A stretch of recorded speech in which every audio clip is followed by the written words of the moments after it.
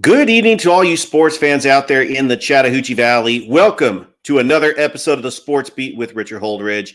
I am your host, Richard Holdridge, and you are listening to us on WQEE 99.1 FM, The Key out of Newnan, Georgia. This show is broadcasted Monday through Friday from 2 to 3, and I'm on right after Rod Peterston. You know, I was on his show last week, had so much fun. He's been on my show.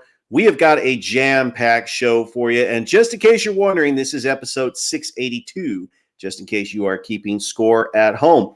I've had a fun weekend. I had a great show yesterday, and the party continues as we have an amazing show to talk about.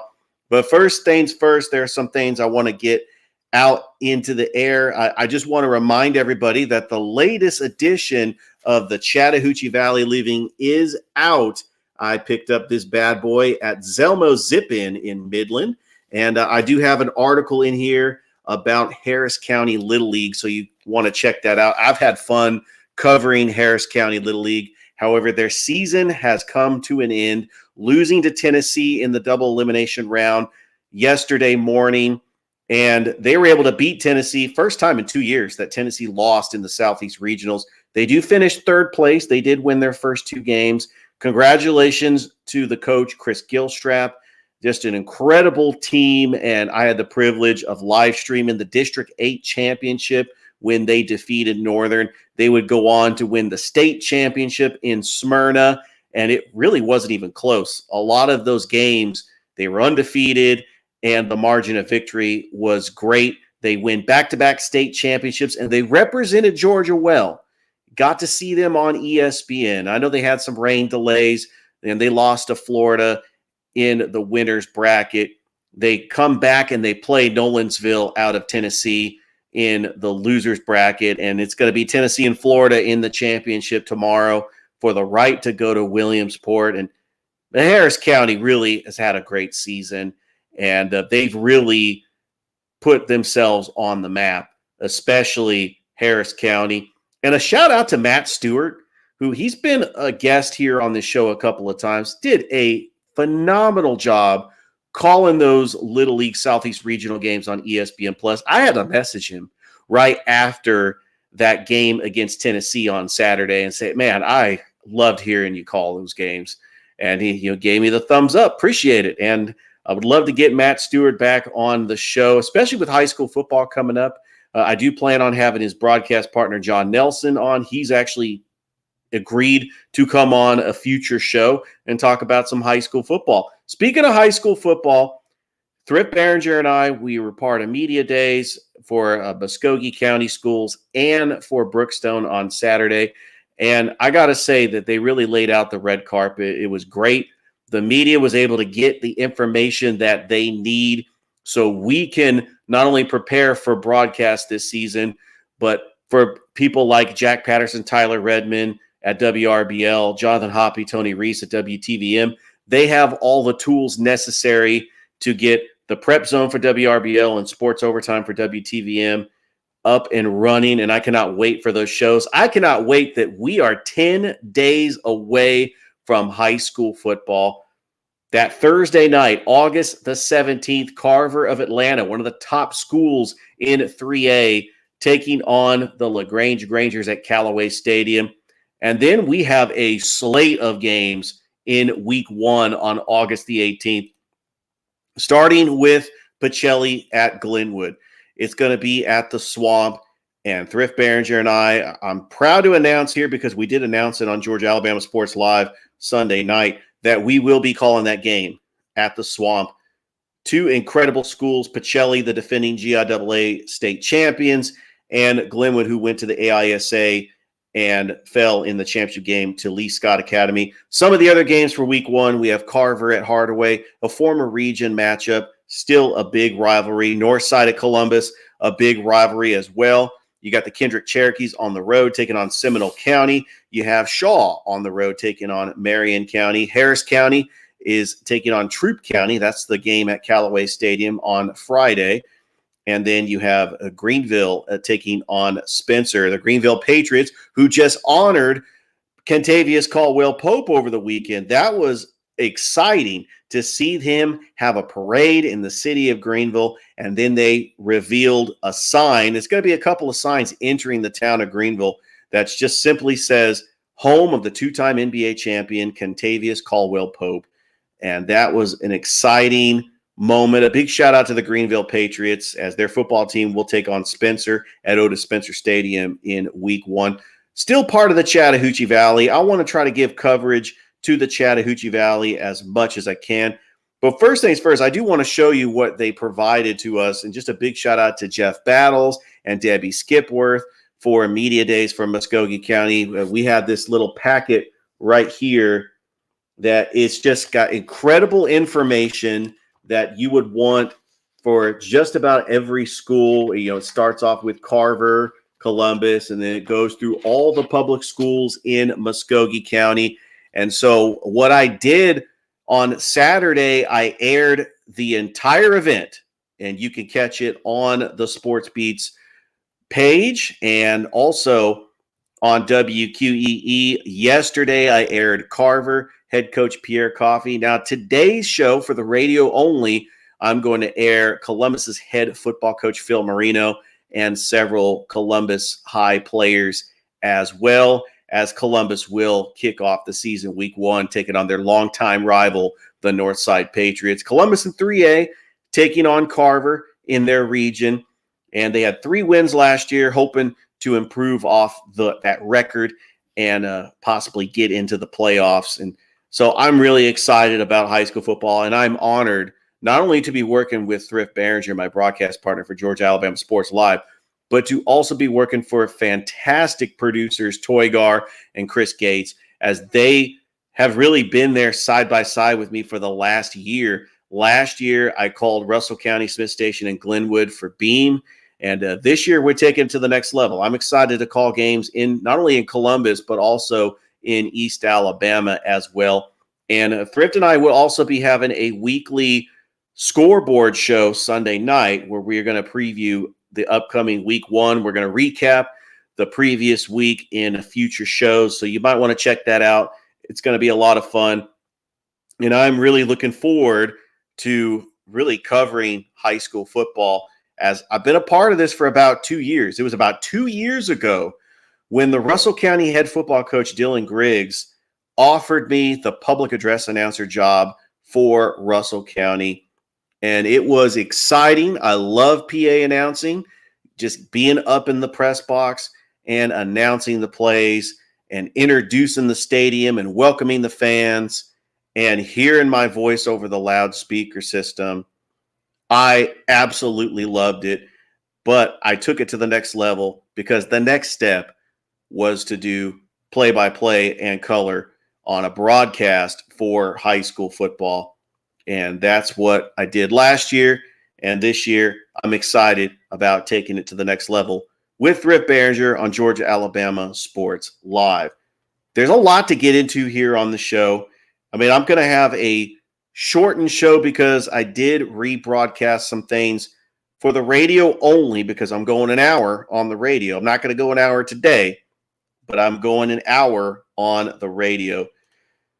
So I want to talk about the Sun Belt Baseball Awards. You know, the Columbus Chattahoochees ended their season Friday night against the Gainesville Gold Diggers, losing in the championship game. The Gainesville Gold Diggers wins back-to-back SBL championships.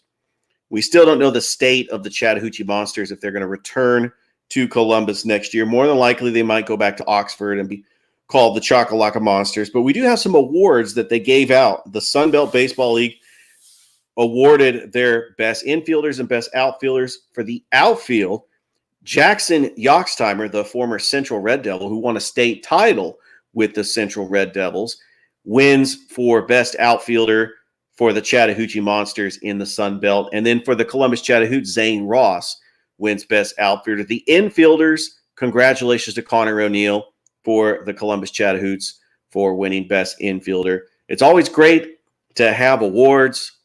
And now I'm going to transition from local sports here in the Chattahoochee Valley to college football. Yes, college football is approaching us shortly, probably in a couple of weeks. We did receive the coaches poll, Last week I predicted what I thought was going to be my top 10 when it comes to the college football teams. And I got the number one team right because according to the latest USA Today coaches poll, the two-time national champions, the Georgia Bulldogs, are ranked number one. And there's no surprise here. This is really where they need to be, even with a brand new quarterback in Carson Beck.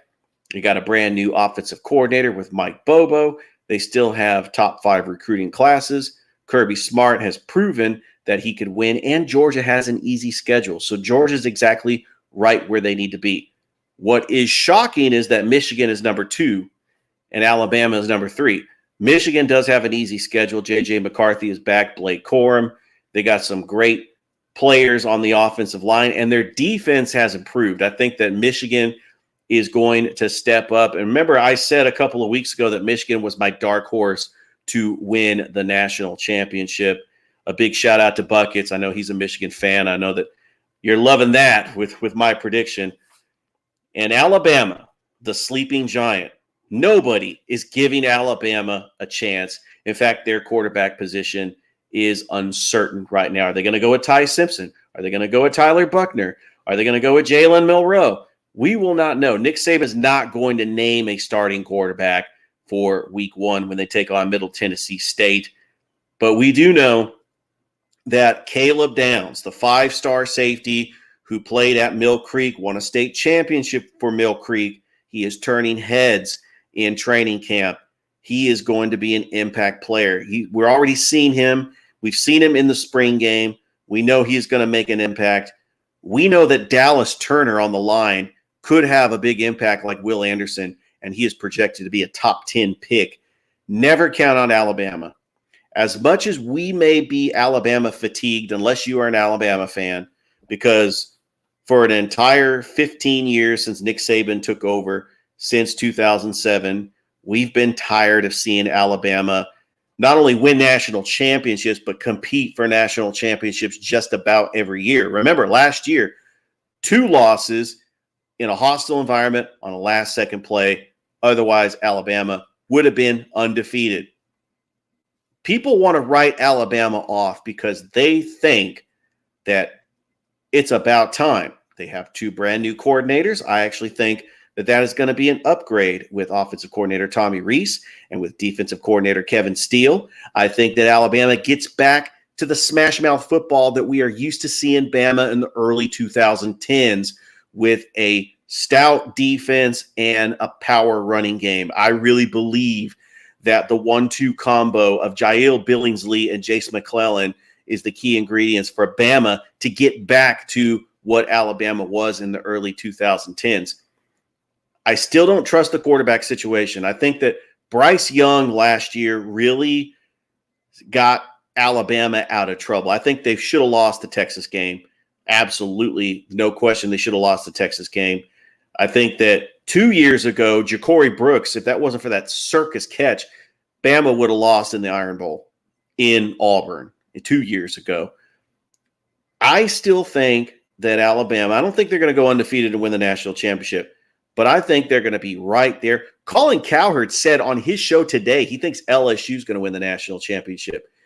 That's a game to watch. It doesn't matter that it's in Tuscaloosa. LSU and Alabama, and I hope that CBS does the right thing and makes that the primetime game. They're allowed 1 primetime game per year.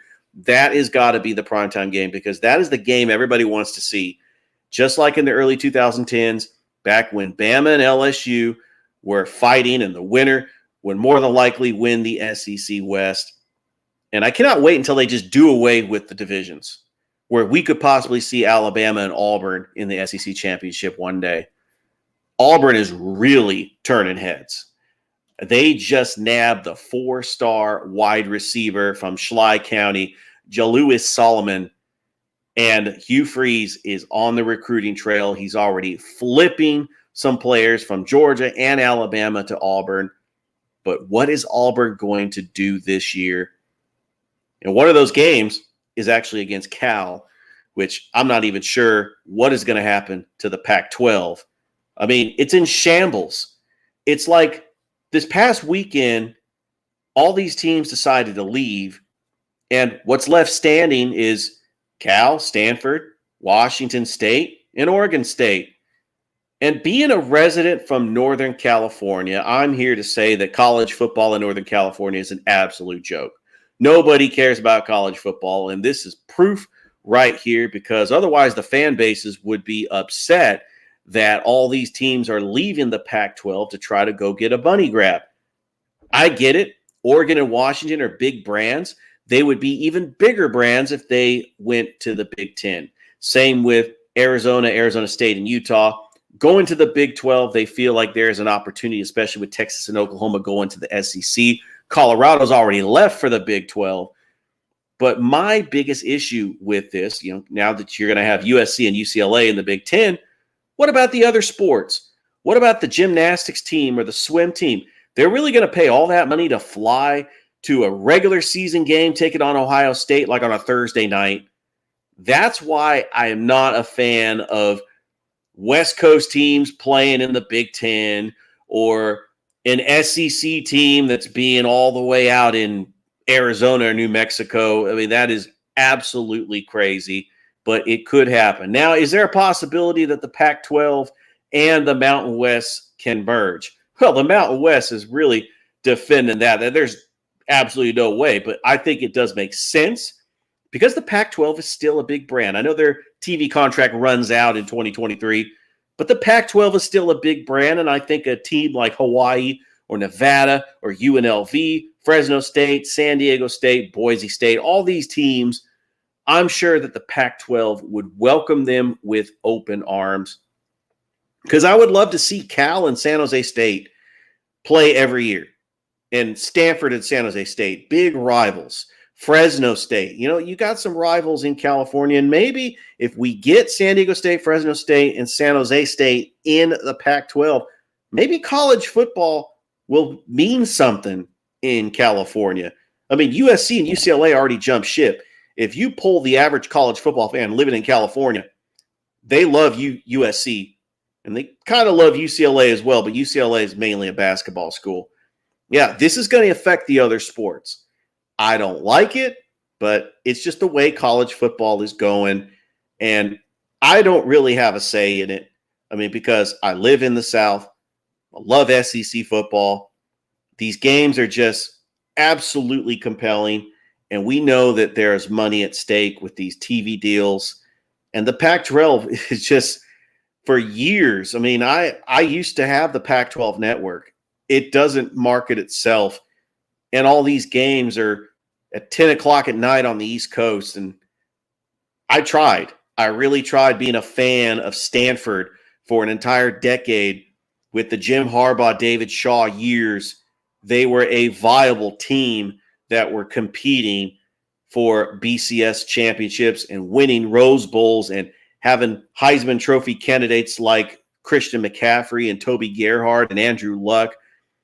But for Cal, I don't know what happened with Cal, because in the 90s and in the early 2000s with Aaron Rodgers, it seemed like Cal had some great NFL players like Deshaun Jackson and Marshawn Lynch, but they don't have a fan base. I went to a lot of people I went to high school with. I graduated from Milpitas High back in 1997. And, the home of Delta O'Neal, Vita Veda, the defensive end for the Tampa Bay Buccaneers, although I'm way older than Vita Veda.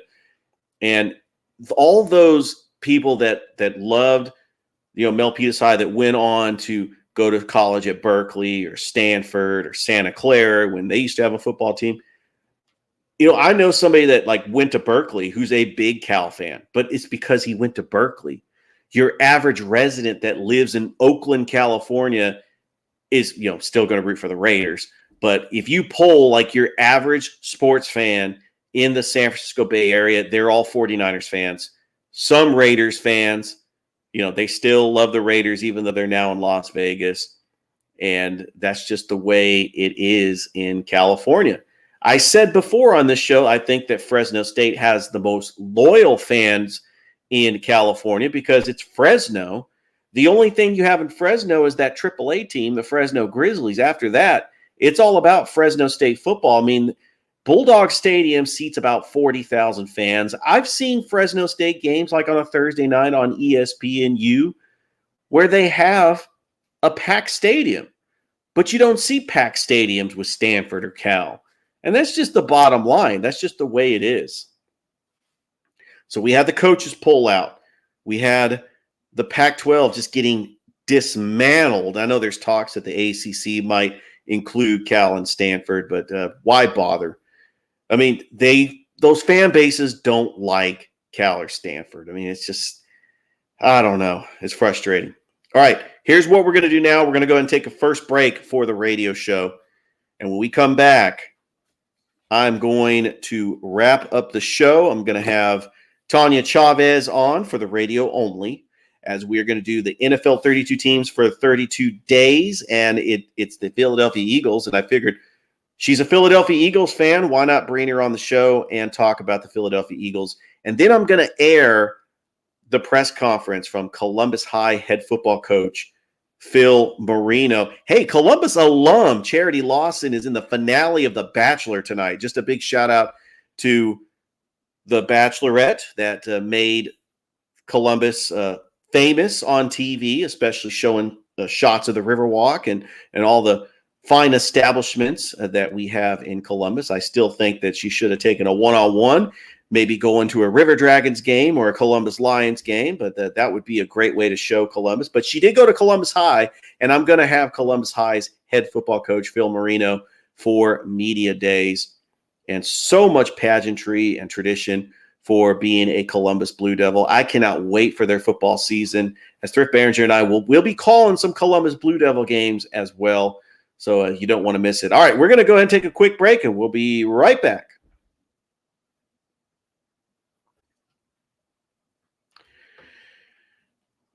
We are back here on the Sports Beat with Richard Holdridge, and I want to remind everybody that this is broadcasted on WQEE 99.1 FM out of Noonan, Georgia, home of Southern Sports. A big shout out to Ryan O'Neill for just keeping the station live and just keeping it real in the station.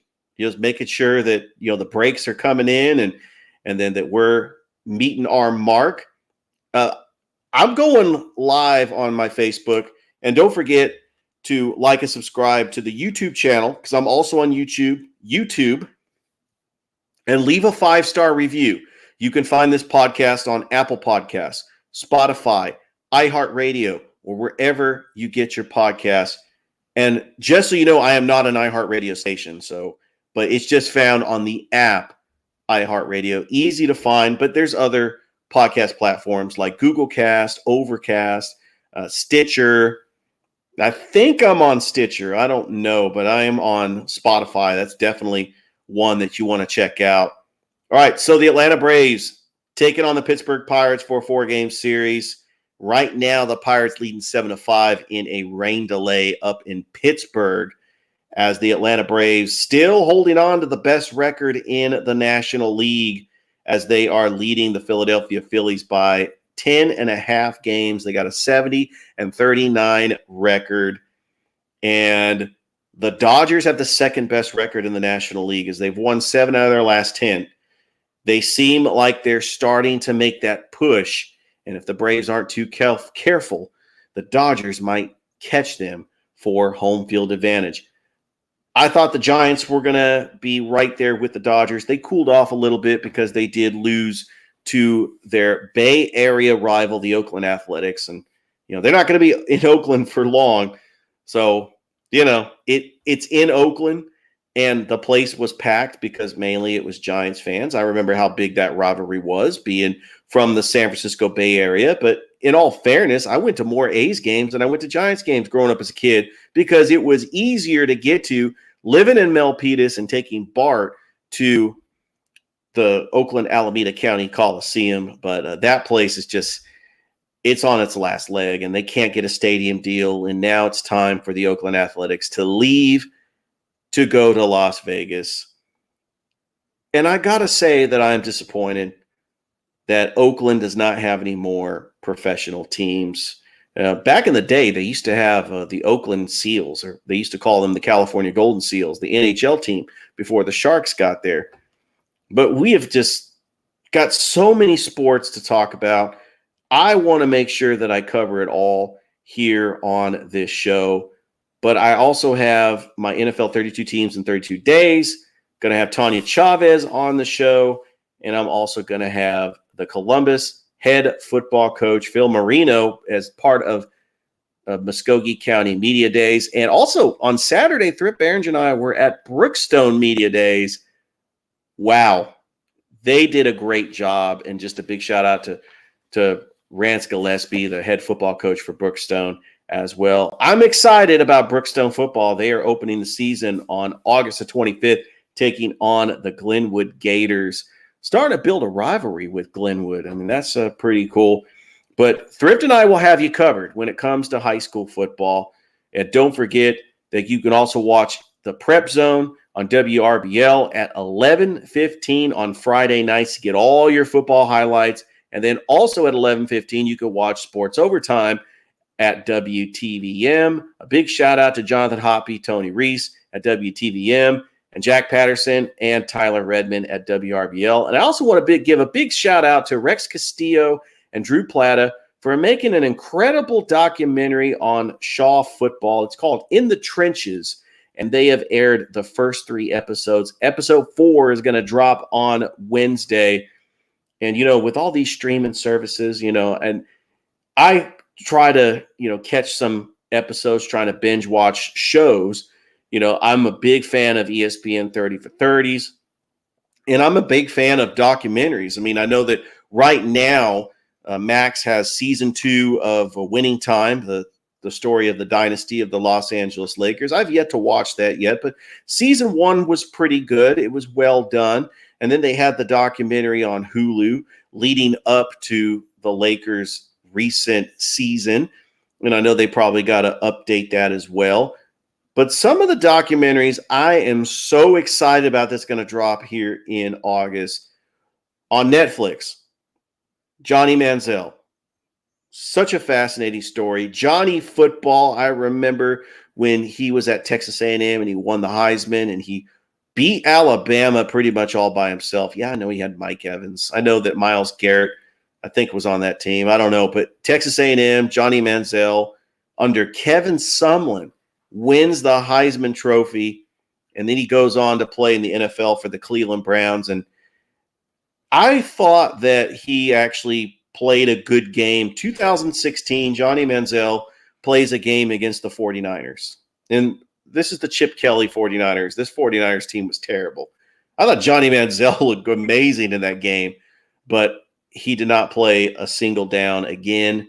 And it goes into the life of Johnny football and just his struggles of being a professional football player. And he really was hyped. I mean, he was a first-round pick. And then the Florida Gators, the Urban Meyer years with Tim Tebow, Aaron Hernandez, you have Percy Harvin, that whole team in the late 2000s, 2008 to 2010, the Florida Gators. That's a fascinating documentary. And then HBO has a documentary on Bishop Sycamore. You remember 2 years ago when they came up with this fake high school, played IMG Academy on ESPN, lost 59-0. It was a bunch of 19 and 20-year-olds. Then they made up this fake high school. First of all, who's ever researching high schools? Because I research high schools just about every week to prep for my high school scoreboard show that I do here on the Sports Beat. And now I'm going to do with Thrift Behringer on Georgia Alabama Sports Live. So I get to do it twice. I'm excited. I can't wait. But whoever's researching high schools, you didn't do a good job researching Bishop Sycamore and realizing this is a fake high school. Why don't you ask some people who went there? Any famous alumni? What about history of the football team? No, none of that. So I cannot wait to watch this documentary on Bishop Sycamore. It is going to be, like I say, it's my catchphrase, phenomenal. All right. One more time, because I said this in the beginning of the show, just to remind you that the Chattahoochee Valley living is out. And I want to go to the article I did because I'm proud of this article. I truly am.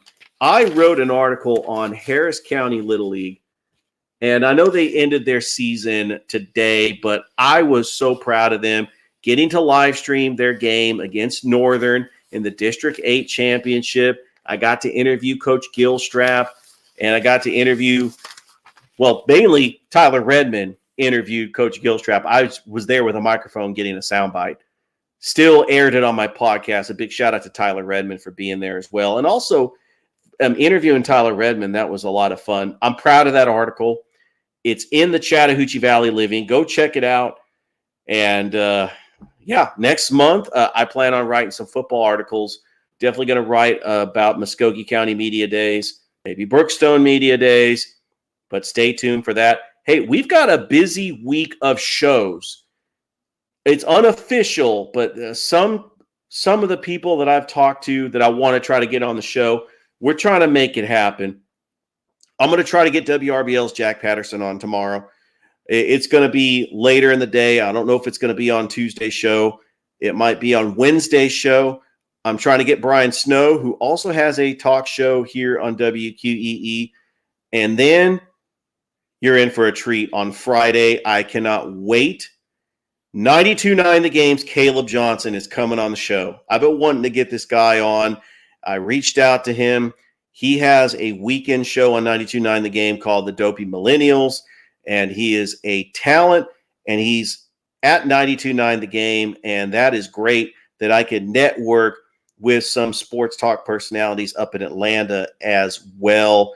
As I was actually driving today, and I got a little tear-eyed because on ESPN radio in the afternoon, I heard Mark Zeno and Harry Douglas, and I've met both.